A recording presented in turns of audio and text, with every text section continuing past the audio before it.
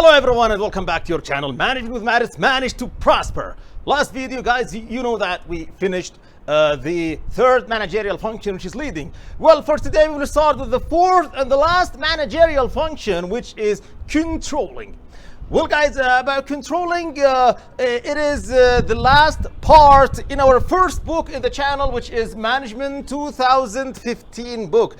The book that we have introduced before and also have finished parts 1 to 5 in it. So today we're in part 6 of the book, which is the last part of it.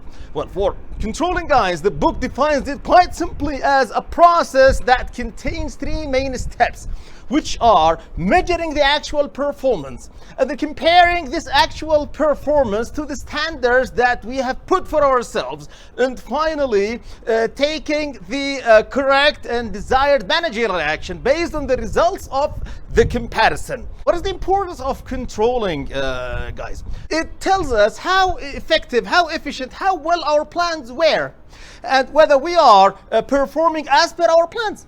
So, if we plan well and organize well and do all of the previous managerial functions perfectly, but we don't make sure whether we are doing them or not, then all of these managerial functions and planning and strategies, whatever, would be of no value. Second important thing about controlling a function is that it helps to save and to protect the organizational assets, whether they are tangible or intangible assets. Right. About the process of controlling, as I told you before, it has 3 steps, which are first, measuring the actual performance against standards. But what are standards? Standards are quite simply statements or elements that tell us how we have to perform. So they are elements that tell us how well we are performing, such as when I say we have to sell a million units per year, something like that. Then, depending on the standards, we measure the actual performance. That's step 1, and step 2, we compare it with the standards. Then step 3, we take the correct and desired managerial action. Then what is this managerial action? Depends, as I told you, the comparison results. So if we attain the standard, which is quite rare, then we have to do nothing. If we don't attain the standard, then it depends on the variation. Variation can be positive or negative. Then, if it is an acceptable variation, then we do nothing. If it is not an acceptable variation, whether it is a plus or minus variation, then we have to do something. We either have to revise the standards themselves and change them, or we have to identify the causes of the variation and, depending on that, act correctly by correcting the variation. Okay.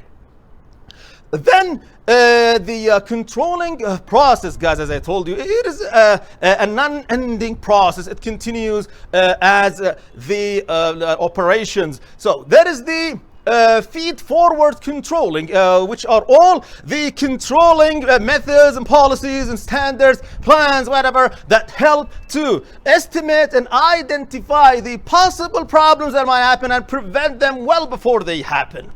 And then there is the concurrent controlling, which is the controlling methodologies that happen while the job is done. So it corrects the problems once they occur. And then there is the feed after controlling, which is the controlling method or type that corrects the problems after they happen. So that was simply, guys, about controlling and monitoring for today. Thank you so much for watching our channel, Management with Matters, Manage to Prosper. Stay with us every Thursday. Watch us on YouTube, subscribe to YouTube, and activate the notifications bell.